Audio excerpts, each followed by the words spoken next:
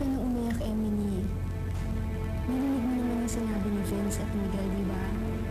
Iniligtas nila tayo. Iniisip ko. Kung sino ba sa rin dalawa yung mas gustong iligtas ni Miguel? Ako ba? O ikaw ba?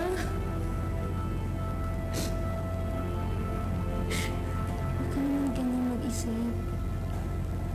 Alam mo, ang swerte ni Miguel kasi mayroong dalawang babae sa buhay niya. Isa yung nagmahal sa kanya at isa naman hanggang magmahal sa kanya habang buhay. Alam mo kung sino ka dun. Kung ako si Miguel, yung pangalawang pipili ko. Alam mo, Sarah,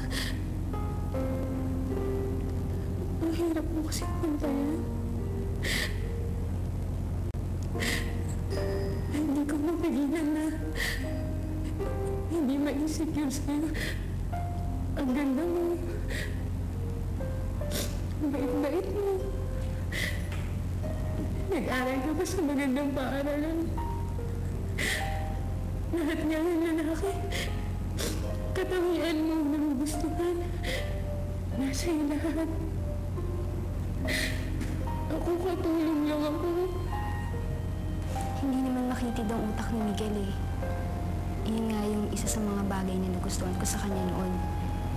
Kasi hindi siya tumitingin sa pandambasta anyo o sa katayuan mo sa buhay. Kaya please, huwag mo malitan ang sarili mo.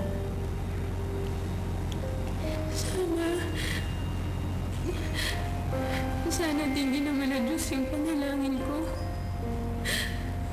Sana naman marinig ng Diyos na wala akong ibang gusto kundi maramdaman ni Miguel na importante din ako sa buhay niya.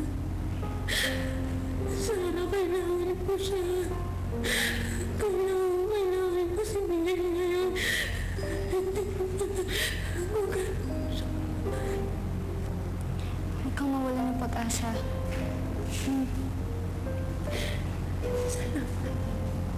Walang alaman.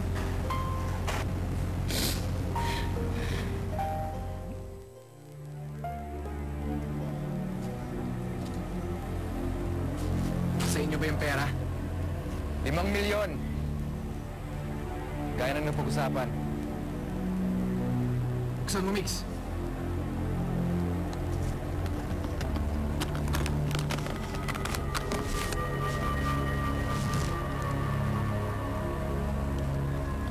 Maayos ka rin pala kausap minsan, Vince. Dali mo dito. Dali! Dali!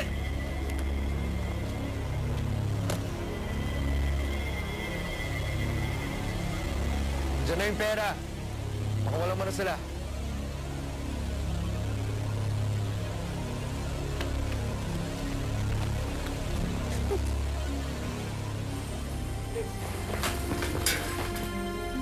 Langhiya ka, Vince! Sinaydor mo ako!